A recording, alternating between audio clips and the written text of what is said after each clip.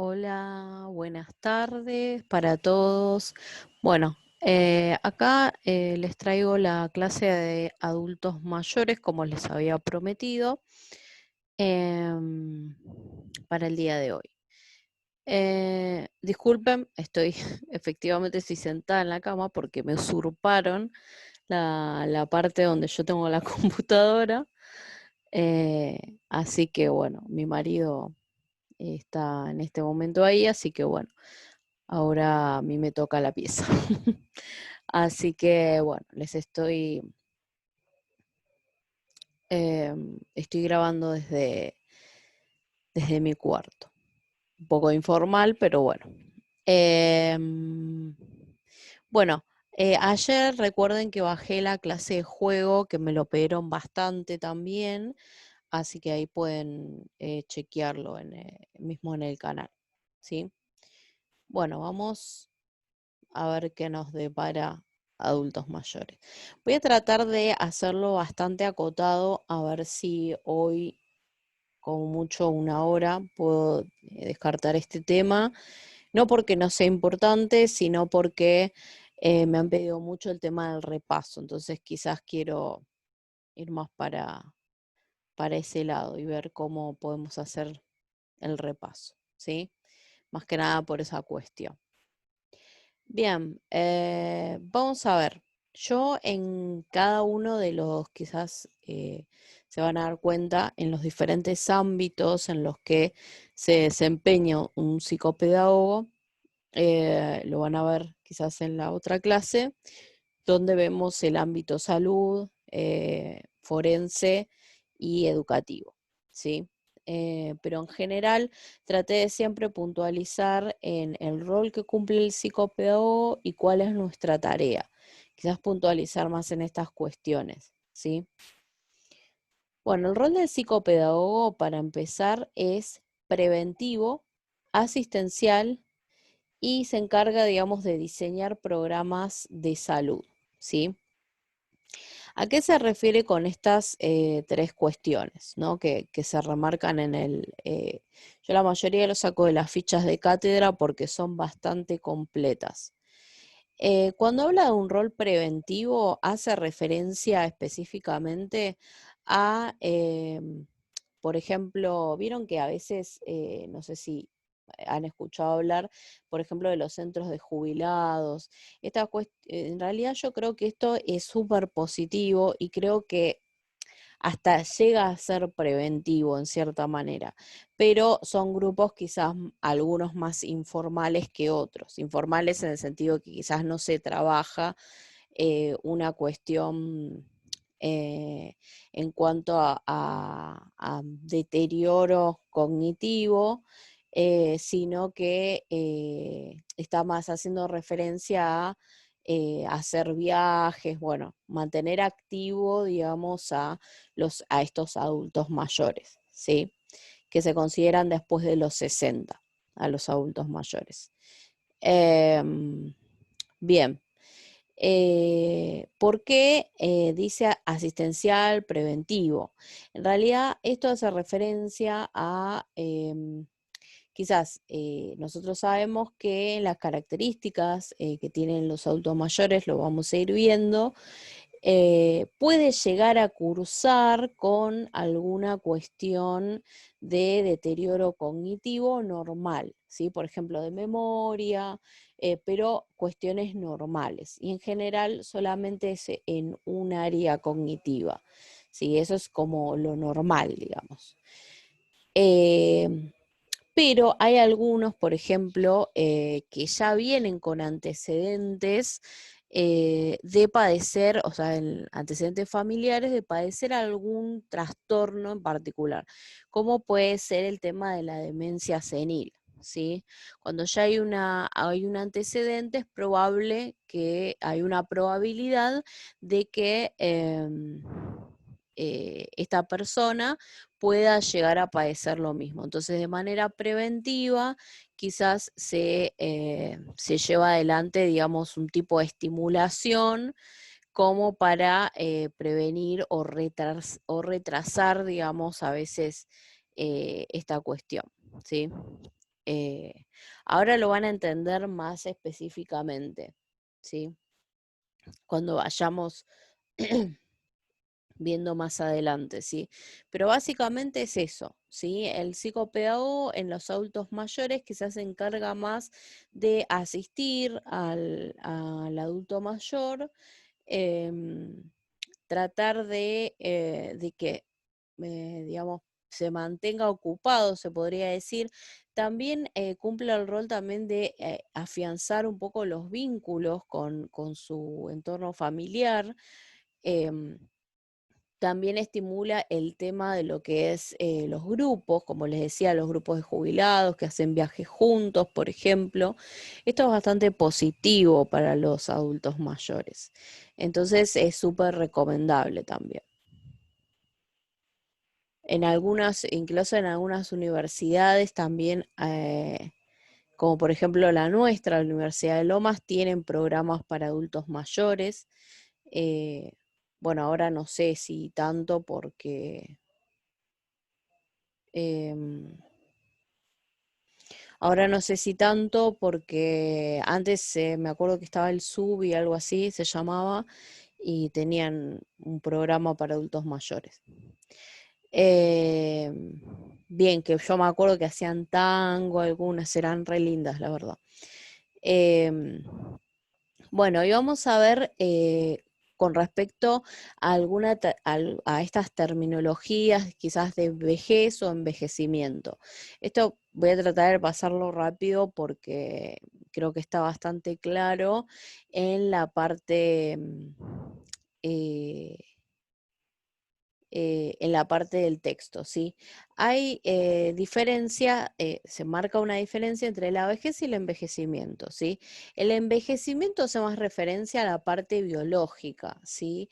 A un envejecimiento que uno quizás es visible, se podría decir, ¿no? Que como les dije antes, quizás tienen algún tipo de deterioro de la memoria, puede llegar a aparecer esto, que es normal. Y cuando nos referimos a lo biológico, quiere decir esto, ¿no? Como la normalidad, digamos, de que con el paso del tiempo y de los años, em, siempre dependiendo del estilo de vida de la persona, va a llegar a la adultez mayor teniendo un cuerpo, digamos, más deteriorado que quizás otro, un organismo más deteriorado que otro, ¿sí? Eh, bueno, y después, desde un lado más cultural, se podría decir, encontramos el término vejez, ¿sí? Que tenemos diferentes definiciones para, para lo que es la vejez, ¿no? Antes se creía en realidad que la vejez, ¿sí? Se la consideraba como un sabio, ¿no? Como alguien que sabía mucho, ¿sí? E incluso se los decía de esa manera, se los nombraba como sabios, ¿sí? Entonces esta era la característica cultural que tenía antes la vejez. Quizás actualmente, sobre todo los millennials, quizás los ven más eh, eh, como que su opinión no vale. Por ejemplo, podemos encontrar algunos tipos algún tipo de este pensamiento, sí, pero antes se los posicionaba como un, un rol de saber, digamos, se podría decir. Eh, Bien, pero quiero que quede claro esta parte, que en realidad cuando hablamos de envejecimiento, hace referencia más a una parte biológica normal, como le podía decir este deterioro de la memoria, que podríamos considerarlo como normal, y después tenemos el término vejez, que quizás hace referencia más a esto, a cómo se ve de manera social, diría yo. ¿Sí? De cómo lo cómo la sociedad ven a los adultos mayores, ¿sí? Concepto vejez. Y cuando hablamos de concepto de vejez, estamos hablando de estos adultos mayores, como les decía, que inician a partir de los 60 años. Es estimativo, ¿no? Obviamente. Y se puede, como condición normal, puede haber está desligado de concepción prejuiciosa del envejecimiento, ¿sí? ¿Esto a qué se refiere? Que muchas veces el hecho de considerar, digamos, a la vejez, o sea, de llegar, por ejemplo, a los 60 años y considerarse como adultos mayores, quizás hay un cierto pensamiento prejuicioso y ciertos prejuicios pensando que llegar al envejecimiento quiere decir que va a haber un deterioro completo cognitivo, o que incluso son personas que no pueden aprender cosas nuevas, ¿sí? Esto es una falsa creencia en realidad. Eh, a eso es a lo que hace referencia quizás, que no porque haya un deterioro biológico normal quiere decir que no sean capaces de expresar sus ideas o aprender cosas nuevas, ¿sí? Un gran ejemplo de estos adultos mayores es el tema del uso de los decodificadores, por ejemplo, o mismo del celular. Yo he visto muchos adultos mayores que aprendieron a utilizar la tecnología, tanto de los decodificadores como de los celulares, aunque sea un celular que no sea tan tecnológico, para ellos es quizás muy demasiado tecnológico y para nosotros quizás es un teléfono, un Nokia 1100, pero para ellos es más tecnológico de lo que venían utilizando, que era el teléfono de línea, y mismo teniendo en cuenta el teléfono inalámbrico, por ejemplo. Entonces hay casos en adultos mayores y muy mayores eh, que han aprendido a utilizar estos medios, ¿sí? Esto demuestra que pueden aprender cosas después de los 60 y en esta etapa de adultos mayores. Y en la vejez es importante tener en cuenta la relación entre la calidad de vida y en el contexto en el cual se desarrolla. Esto es lo que les explicaba anteriormente. A ver, uno no va a llegar a la vejez de la misma manera, yo no voy a llegar a la vejez de la misma manera que llega otro, quizás. ¿Sí? Si nosotros tenemos una vida saludable, ¿no? Dependiendo cómo haya sido la calidad de nuestra vida, es cómo vamos a llegar al envejecimiento, a la vejez, ¿sí? Eh, entonces un poco tiene que ver con esto, cómo nosotros nos cuidamos durante toda nuestra vida y el contexto en el cual nos desarrollamos también, porque a veces el contexto no es desfavorecedor para la persona también, ¿sí? A veces cuando, por ejemplo, suele pasar que eso lo van a ver en psico del desarrollo, creo, que son todas las etapas o cómo puede desembocar el hecho de la jubilación, por ejemplo, que esto muchas veces lleva a una crisis y siempre va a depender si el contexto es favorecedor emocionalmente como manera de contención, de cómo va a desembocar esta crisis de la jubilación, ¿sí?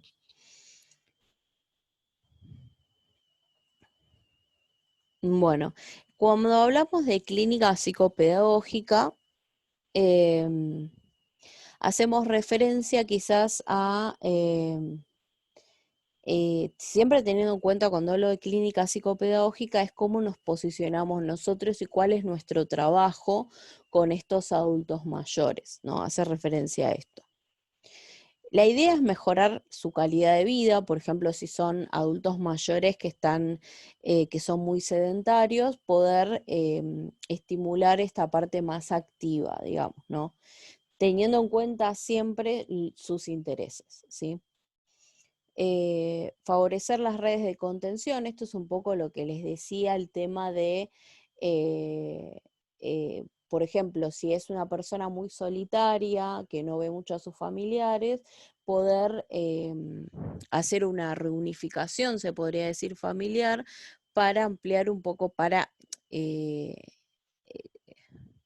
fortalecer, digamos, estos vínculos con sus familiares y a la vez ampliar su red social, se podría decir, por ejemplo, integrándolos a un grupo, algún grupo específico de adultos mayores. Esto siempre es muy beneficioso para estas personas. Estimular en el caso de deterioro cognitivo leve, el funcionamiento cognitivo, ¿sí? Esto hace referencia, como les decía, que ahora lo vamos a ver bien, el tema del deterioro cognitivo leve, cuáles son las características y estas cuestiones, pero a grandes rasgos la idea sería, eh, en el caso de que exista un deterioro cognitivo leve, estimular y favorecer el funcionamiento cognitivo para que esto no siga avanzando. Por eso yo les hablaba de también de esta parte, este trabajo del psicopedagogo de manera asistencial y preventiva, ¿sí? Preventiva en el sentido de que si estamos en un déficit cognitivo leve, entonces quizás haya alguna probabilidad de que llegue a ser más grave, ¿no? Que llegue a ser un trastorno más grave, mayor, ¿no? Entonces, para evitar esto, de manera preventiva, se trabaja las funciones cognitivas que uno quizás ve que están más deterioradas, ¿sí? Orientar al sujeto a una vida saludable, ¿sí? Sí, hay muchos adultos mayores que tienen, como les dije, una vida demasiado sedentaria, que siempre tienen la misma rutina, que no suelen tener relaciones sociales, muchos adultos mayores que están solitos, ¿sí? Que perdieron a sus parejas, que son viudos, viudas, ¿sí? Y se desconectaron completamente del mundo exterior. Entonces, bueno, siempre es bueno esta parte de más social. Recuerden que nosotros somos sujetos sociales, nosotros no podemos vivir sin sociabilizar.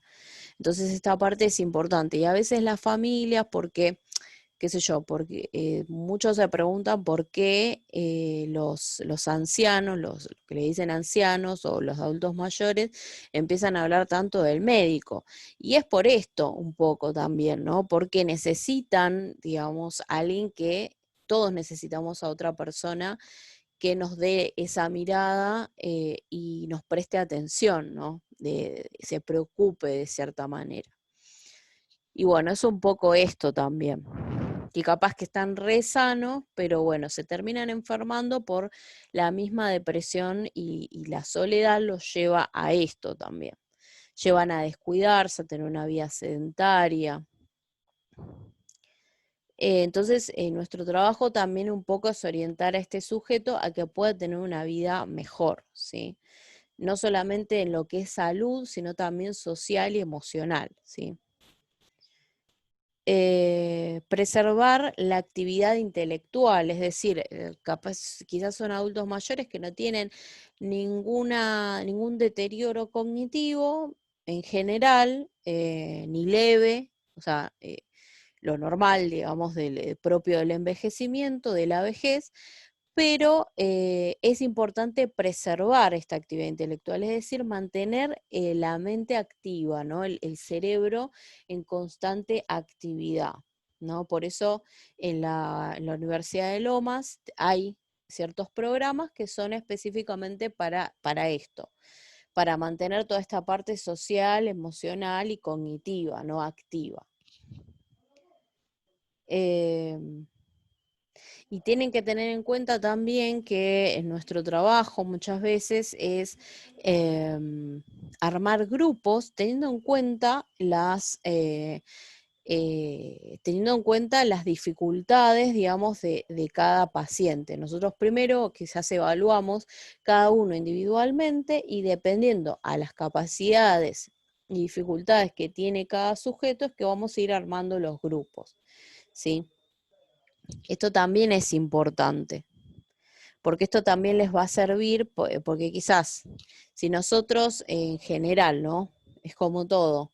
Si nosotros armamos un grupo que tienen diferentes potencialidades y diferentes dificultades, entonces quizás damos una actividad en general y quizás si uno no la puede realizar porque tiene dificultad en esa tarea, y bueno, quizás tienda a desertar, ¿no? A dejar el grupo, ¿no? Y esto no es la idea.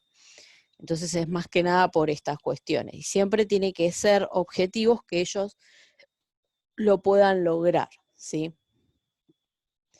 Em, compensar aquellas funciones que se encuentran deterioradas, ¿sí? Por otro lado, bueno, por un lado decíamos preservar, ¿no? Preservar aquello que está intacto, ¿sí? O sea, ¿cómo se preserva? Siguiendo estimulándolo constantemente. Y por otro lado, también compensar esas funciones que sí se encuentran deterioradas, ¿sí? ¿Cómo se compensan? Quizás con estrategias externas, ¿sí? Con estrategias que uno le propone a determinado grupo, a determinado paciente, y de esta manera podemos compensar esa dificultad, ¿sí? Esa sería la idea. Lentificar el deterioro mayor, ¿sí?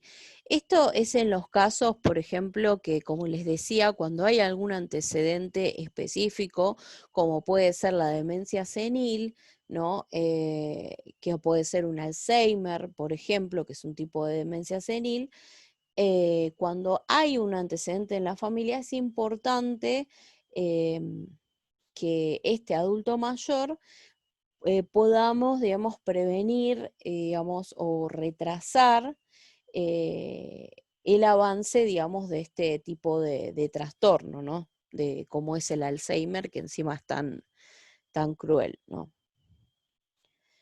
Eh, y tenía un último ahí.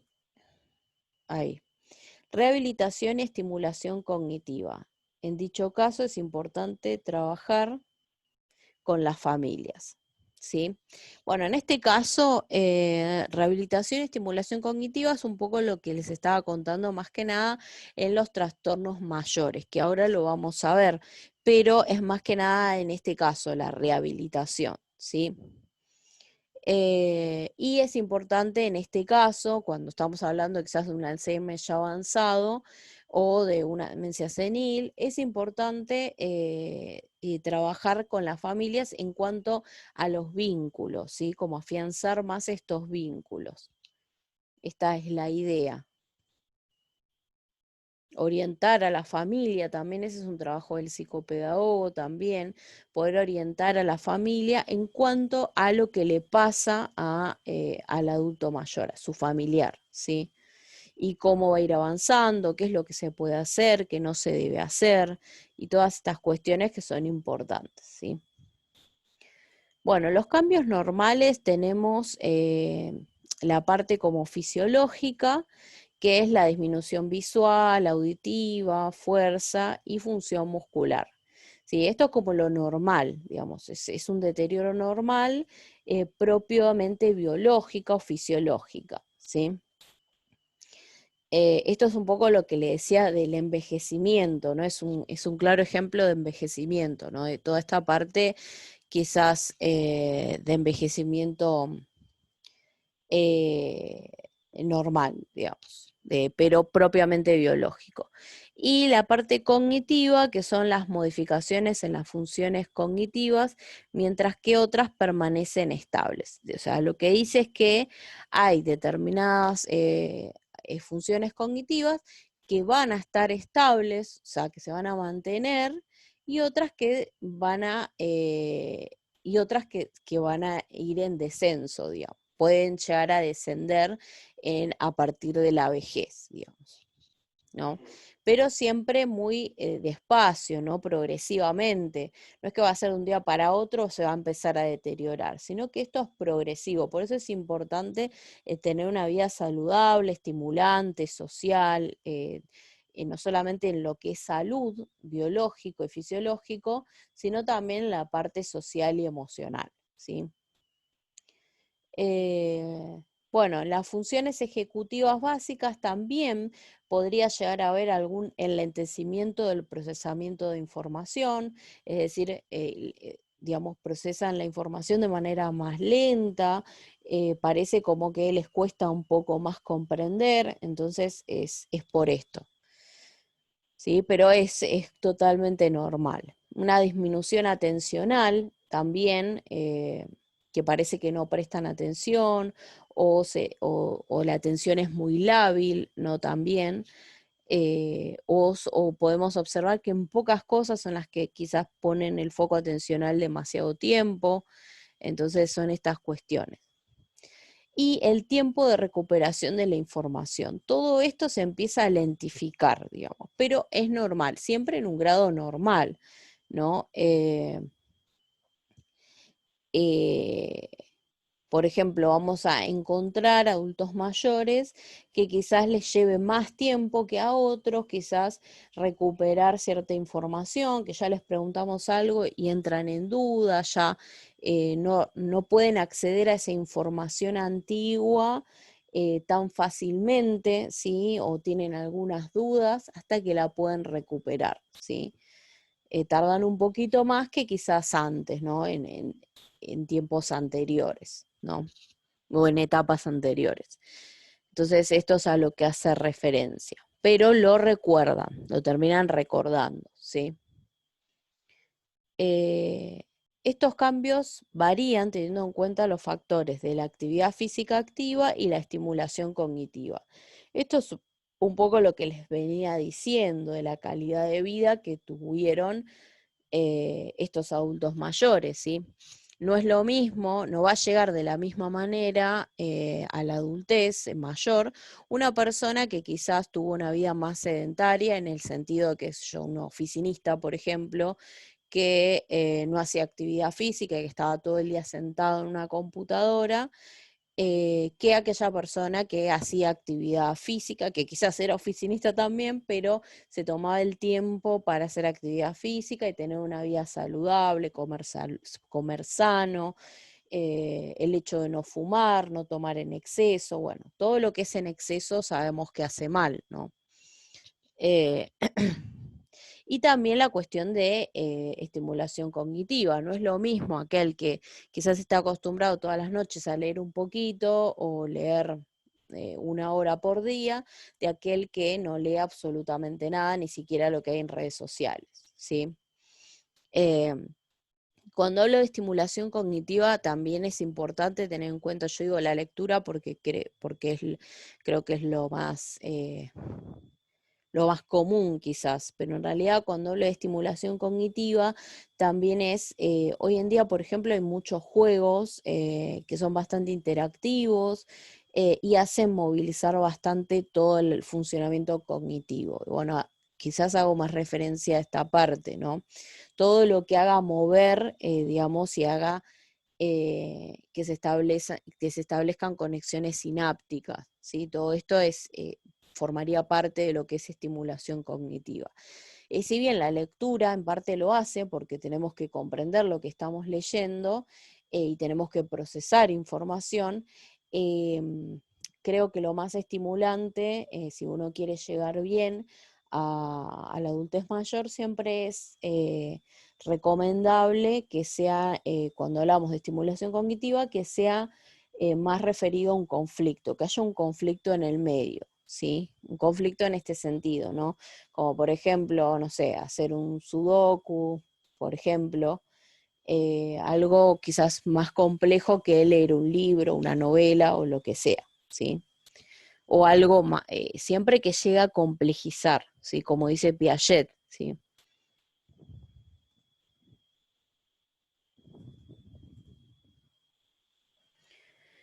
Bueno, vamos a hablar ahora de lo que es el envejecimiento con deterioro cognitivo, ¿sí?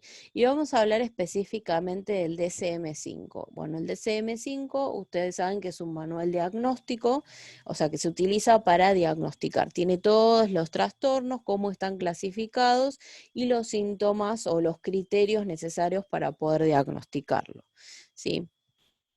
Yo creo que el DCM es, digamos, es funcional cuando se tiene que hacer algún tipo de certificado de discapacidad, por ejemplo, es bastante funcional, pero la verdad que no le prestaría tanta atención, sobre todo cuando se trata de los chicos, quizás, más que nada. Em, pero bueno, en general se nombra mucho y bueno, y también está el CIE-10, que también es parecido al DCM5. Hay varias versiones, ustedes van a encontrar en el DCM4 que está la revisión también. El DCM5 no sé si llega a tener revisión, pero si no lo tiene lo va a tener seguramente. Pero van a ver el DCM, por ejemplo, DCM4R, bueno, esa es revisión, donde se ajusta, digamos, a ciertas modificaciones en las clasificaciones. Bueno, en este caso vamos a ver el DCM5 en el deterioro cognitivo, que se divide en trastornos neurocognitivo menor, que vendría a ser este deterioro cognitivo leve, el trastorno neurocognitivo mayor, que ya vendríamos a hablar de o sea, algo, un deterioro mucho más amplio, digamos, y que perjudica en varios aspectos a la vida del sujeto, y el trastorno cognitivo menor o mayor debido a enfermedad de Alzheimer. Esto es lo que les venía explicando cuando ya estamos hablando de algún tipo de demencia. Bueno, ahora vamos a ver cada uno. El trastorno neurocognitivo menor, como les decía, hace referencia al DCL, que es el deterioro cognitivo leve. ¿Sí? Tenemos esta clasificación está reservada para aquellos sujetos que se encuentran entre el envejecimiento fisiológico y la transición a un deterioro cognitivo mayor. Es decir, esto hace referencia a que en realidad eh, son sujetos que se encuentran en el medio, digamos, en un envejecimiento, como que hay una duda, ¿sí? Se podría decir, ¿no? Como que tienen cuestiones o características mayores, digamos que, o tienen más características o más deterioro de lo normal, eh, entonces se lo considera como deterioro cognitivo leve, ¿sí? Y que podría aparecer, se lo clasifica de esta manera también porque hay una sospecha de que quizás pueda avanzar a un deterioro cognitivo mayor, ¿sí? Pero todavía no se considera un deterioro cognitivo mayor, entonces por eso se lo clasifica en DCL, ¿sí? Afectación de la memoria episódica y semántica. Ya acá aparece, fíjense que en el envejecimiento normal nosotros hablábamos de un deterioro visual, no motriz, etcétera. Pero también hablamos en la parte cognitiva que hay un enlentecimiento en cuanto al procesamiento de la información, a la recuperación de la información y en la parte atencional, ¿sí? Pero, y puede aparecer, por eso uno piensa a veces que tienen problemas en la memoria, ¿no? Y estas cuestiones que puede aparecer, ¿dónde dejé la llave? Y que nos pasa a todos, creo yo, esto. Puede aparecer esto en el envejecimiento normal, pero no aparecen otras cuestiones de otro tipo. Ya, si vemos que hay una dificultad a nivel de la memoria, como dice acá, episódica y semántica, quizás sí ya estemos hablando de un trastorno neurocognitivo menor. Sí, esa es la diferencia que tienen que establecer. En el envejecimiento normal no hay un problema de memoria episódica y semántica, y si en el deterioro cognitivo leve sí lo hay. Entonces esto es lo que tienen que tener en cuenta para poder diferenciarlo, porque a veces capaz que existe esta confusión. Bueno, por otro lado tienen que tener en cuenta, bueno, acá, bueno, me adelanté, pero lo explica. Bien, igual veamos lo que es la memoria episódica y semántica. La episódica tiene que ver con recordar determinados hechos, ¿sí? Hechos de la vida, ¿no? Por ejemplo, son esos ancianos o adultos mayores que tienen muchos recuerdos, se recuerdan muy vívidamente algún hecho específico que pueden contar, no sé, cuando se casaron o cuando eran chicos, por ejemplo. Eh, y la memoria semántica tiene que ver específicamente con con las categorías, con lo que esos adultos fueron aprendiendo de manera conceptual, ¿sí? Por ejemplo, si ustedes hablan, no sé, eh, yo por ejemplo tengo a mi papá que es un adulto mayor y él era docente de cultura y estética, de artística. Entonces yo le pregunto cualquier cosa que tenga que ver con arte y él siempre me puede responder de manera acertada, ¿sí? Entonces esto es lo que me indica es que no hay un deterioro a nivel semántico, ¿sí? Porque no es que él dice, uy, no me acuerdo cómo era tal concepto, ¿sí? Él se acuerda porque o sea, lo practicó toda su vida, digamos. Entonces, bueno, la parte semántica tiene que ver con esto, ¿sí? Se puede indagar desde este aspecto, ¿sí? Eh, pero cuando hay un deterioro cognitivo leve se ven afectadas.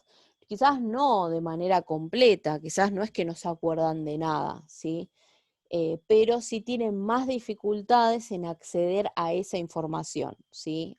Tanto episódica como semántica. Bueno, y se considera que el deterioro cognitivo leve tiene las características del envejecimiento normal, como ya se los mencioné, más pruebas cognitivas que demuestran un deterioro cognitivo en más de un área, ¿sí? Esto es importante, que en las pruebas, cuando le llega a algún paciente, a algún adulto mayor, generalmente preocupado quizás por alguna cuestión o mismo puede ser un familiar, generalmente, mayormente es un familiar que expresa cierta preocupación.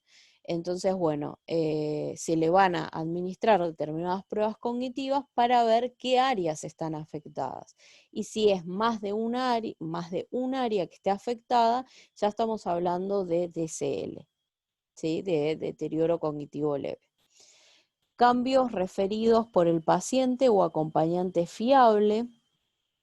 Esto hace referencia más que nada a eh, como entrando en comparación quizás con los trastornos neurocognitivos mayores, ¿no? Que puede ser expresada por el paciente a veces, ¿sí? A veces viene el paciente mismo y dice, estoy preocupado porque me empiezo a olvidar de las cosas y bueno, y quizás hace más referencia a esto, ¿sí?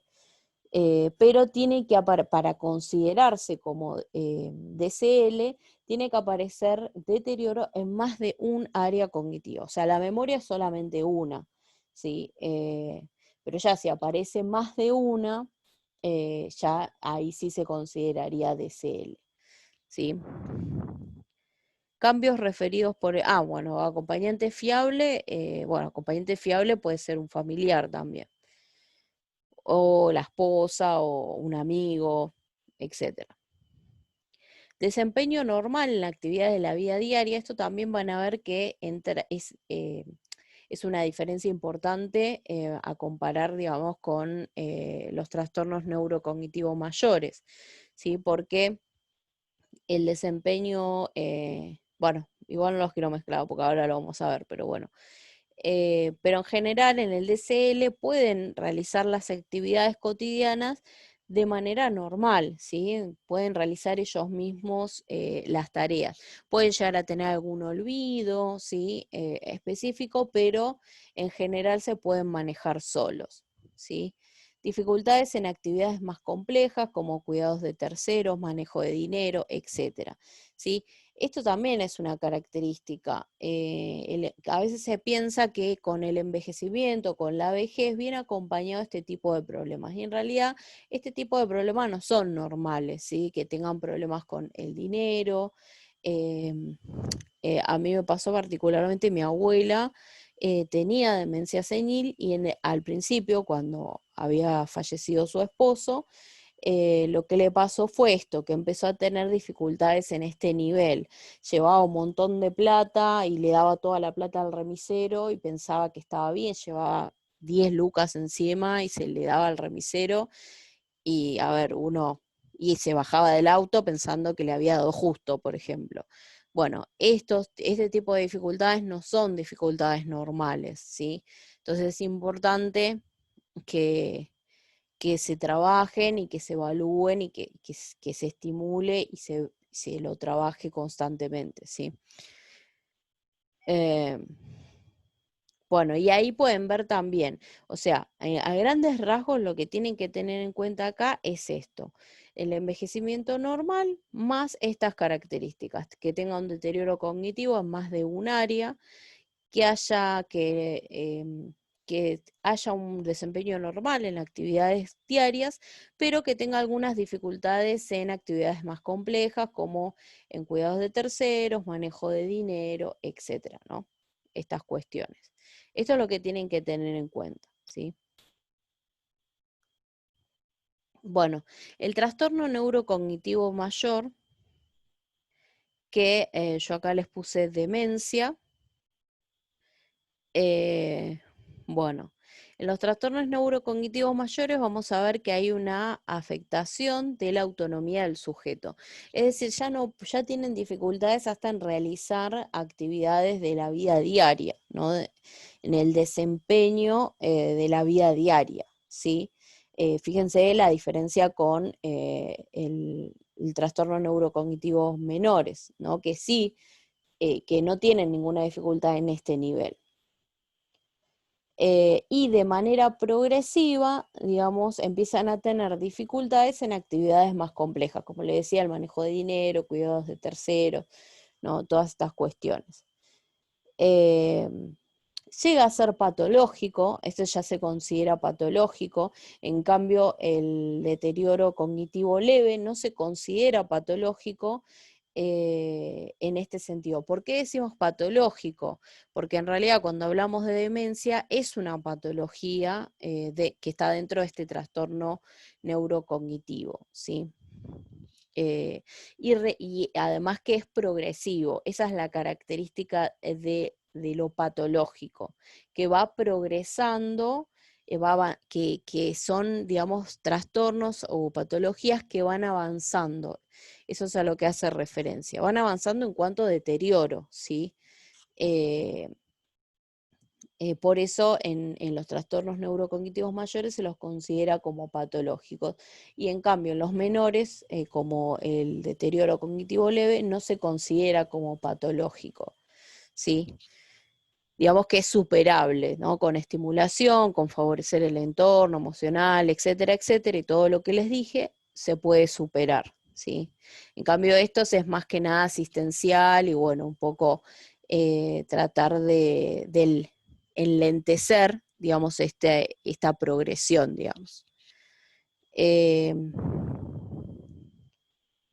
y se caracteriza también por deterioros cognitivos múltiples, es decir, que no tienen un deterioro cognitivo en una o dos áreas, sino que en muchas más áreas, no solamente en la memoria, sino en un montón de otras, de otro tipo de funcionamiento cognitivo. En cuanto a las intervenciones, es necesario discriminar la causa del deterioro para que de esta manera podamos intervenir en consecuencia, ¿sí? Siempre en todas las intervenciones psicopedagógicas es importante saber la causa, ¿sí? Qué es lo que causa este deterioro o esta dificultad, en este caso de los adultos mayores, ¿sí? Porque sabiendo la causa, digamos, vamos a poder actuar, vamos a saber de qué manera o a qué nos estamos enfrentando, ¿sí? Por eso es importante indagar el tema de los antecedentes familiares, ¿sí? Porque a veces puede pasar de que ya hay en la familia algún tipo de antecedente de algún familiar que haya tenido algún tipo de demencia, Alzheimer o estas cuestiones. Dependiendo de la necesidad del paciente, la intervención podría ser grupal, que suelen ser flexibles, tendientes a adaptar las actividades a las características del grupo. Favorece la interacción, socialización y creación de lazos sociales. Este tipo de intervención se puede realizar para aquellos que tienen deterioro cognitivo leve. ¿Sí? Lo que está diciendo es que hay varios tipos de intervención. No solamente intervenimos de manera individual, sino también de manera grupal. ¿Sí? La manera grupal en realidad es una estrategia que uno puede utilizar, es una herramienta que uno puede utilizar para ese adulto mayor que quizá está transitando por ejemplo, un deterioro cognitivo leve, ¿no? Es una manera como de estimular toda esta parte, ¿no? Entonces hace referencia más a esto, ¿sí? Por ejemplo, una persona que está sufriendo un trastorno neurocognitivo mayor, quizás no se puede tomar esta estrategia por una cuestión lógica, ¿no? De que ya el deterioro es mucho mayor y es necesario quizás trabajar más individualmente con esta persona y quizás fortalecer los vínculos, tratar de fortalecer los vínculos con el entorno, con las personas que lo rodean, más que agregar nuevos vínculos, ¿sí? Bueno, también tenemos los talleres de estimulación cognitiva, que estos son muy funcionales también, y hay varios programas que se encargan de esto. Talleres de expresión verbal,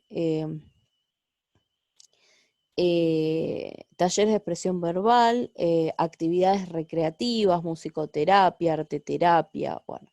Estos son todos, digamos, actividades grupales, ¿no? Son ejemplos de actividades grupales. Danzoterapia, eso es lo que había en la facultad, que yo les contaba.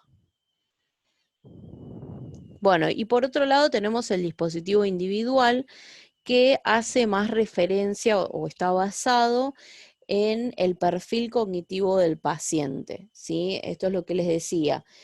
Por ejemplo, cuando nosotros si utilizamos el dispositivo grupal, tenemos que tener en cuenta las características del paciente también, ¿sí? Qué es lo que puede y no puede hacer, porque a veces, como les decía al principio, que quizás si le asignamos a un determinado grupo, quizás este adulto se frustre y no pueda realizar determinada actividad y se frustre y termina abandonando ese grupo y se vuelve para atrás. Entonces es importante tener en cuenta esto. Quizás el dispositivo individual se basa más en el perfil cognitivo de ese paciente, es decir, qué es lo que puede, cuáles son sus potencialidades y cuáles son sus limitaciones, ¿sí? Y se trabaja puntualmente con ese paciente, ¿sí? Y los objetivos siempre van a depender de las dificultades específicas que presenta ese paciente, ¿sí? En cambio, en el grupal, quizás obviamente los objetivos se formulan de manera general. En cambio, en el individual permite trabajar con las dificultades específicas de ese paciente, ¿sí? En este tipo de intervención se tiende a proporcionar herramientas para responder a las necesidades que presenta. ¿Sí? Por ejemplo, en aquellos que ya tienen un deterioro cognitivo mayor, ¿no? De trastorno neurocognitivo mayor, entonces se le da ciertas herramientas, se trabaja, favorecer la estimulación, el vínculo con, con sus familiares, etcétera, y orientar a sus familiares, etcétera, etcétera, pero también se le brinda herramientas para que para que pueda mantener su autonomía el mayor tiempo posible, ¿no? Esa es la idea también. Eh, por ejemplo, en algunos casos pueden aparecer adultos mayores que quizás tienen mayores dificultades en cuanto a la memoria, que dicen, ay, me olvido dónde dejé la llave, me olvido esto, metí la llave en la heladera, bueno, etcétera. Entonces se le da ciertas herramientas para que se pueda manejar y para que esto no le pase más, ¿sí? Está centrada en la estimulación cognitiva de aquellas áreas que se encuentran deterioradas, ¿sí? ¿Sí? Nos centramos más en en aquello que ya está disminuido, en aquellos funcionamiento cognitivo que ya está disminuido, ¿sí? Nos centramos más en eso. Por eso yo creo que en realidad tiene que haber un complemento entre la individual, tanto sea un deterioro cognitivo leve como si es algo mayor. Me parece que acá ya se tendría que hacer una combinación entre lo individual y lo grupal, ¿no? Se le ofrecen actividades para realizar tanto en el consultorio como en su casa. Esto que les decía, esta estrategia, por ejemplo, de la llave, o si se olvidó algo, de darle alguna estrategia que anote, por ejemplo, que se arme una agenda donde pueda anotar, un cuaderno. Mismo hay algunas actividades de regresión, que se le llama regresión, que es cuando uno empieza a recordar qué es lo que hizo desde que se levantó hasta que se fue a dormir. Eso es un buen ejercicio también. Eh, Se debe tener en cuenta todas las dimensiones, esta parte también es importante. Nosotros hablábamos en general y en todo lo que es psicopedagogía, sobre todo en la Universidad de Lomas, nos centramos mucho en todas las dimensiones, ¿no? En psiquismo significante, en funciones cerebrales superiores, actividad neuronal epigenética, eh, y me estoy olvidando de una. Y dispositivos básicos de aprendizaje, ¿sí? Siempre nos vamos a centrar en esas 4 dimensiones, porque son 4 dimensiones que atraviesan a todos los sujetos. Entonces es importante tenerlas en cuenta y evaluarlas. O sea, la primera evaluación que uno tiene que hacer cuando le llega a un adulto mayor o cualquier tipo de pacientes es a este nivel, al nivel de las dimensiones, porque nos va a permitir entender cuál es la causa, nos va a permitir realizar hipótesis diagnósticas que nos indiquen por qué presenta este tipo de dificultades, ¿sí? Que exceden, digamos, a las dificultades normales de envejecimiento, ¿sí? Favorecer los vínculos familiares, decíamos también, esto también es importante tenerlo en cuenta, ¿sí? Esto que les decía de que quizás cuando son deterioros mayores, quizás sumarle más actividad social, hay que ver hasta qué punto es favorecedor, cuando ya está muy avanzado. Siempre es importante, porque a veces hay familias que no les prestan tanta importancia a estos adultos mayores y quizás es lo que ellos necesitan, una contención más familiar. Entonces la idea es fortalecer estos vínculos, también orientándolos a cómo lo pueden hacer, porque hay muchas familias también que no saben cómo hacerlo. Y la evaluación neuropsicológica individualizada, ¿no? Que la evaluación, para los que no lo saben, neuropsicológica se basa más que nada en esto, en el funcionamiento cognitivo cerebral, ¿sí? Cómo está funcionando toda esa parte. Entonces, para saber qué es lo que está deteriorado, qué funciones cognitivas están deterioradas, es necesario hacer una evaluación neuropsicológica individualizada, ¿sí? Bueno, y acá finaliza la exposición de este tema. Eh, bueno, llegué a 1 hora, creo, así que bueno. eh, Mañana les voy a bajar la última clase, que es la de los ámbitos. Así que bueno, esa es la última que me quedó pendiente, espero que les sirva. Igualmente voy a volver a preguntar a ver si quieren una clase de repaso, porque hasta ahora no me llegó ningún mensaje que quieran una clase de repaso, pero sí me pedían de estos temas quizás, sobre todo para los que van a dar el segundo llamado quizás. Así que incluso los que ya promocionaron me pidieron estas clases, así que bueno. Cualquier cosa, si quieren alguna clase de repaso para ver las dimensiones, que es el tema que más les costó, bueno, me lo pueden decir por privado, en los comentarios, etcétera. Bueno, espero que anden bien. Nos vemos en la próxima.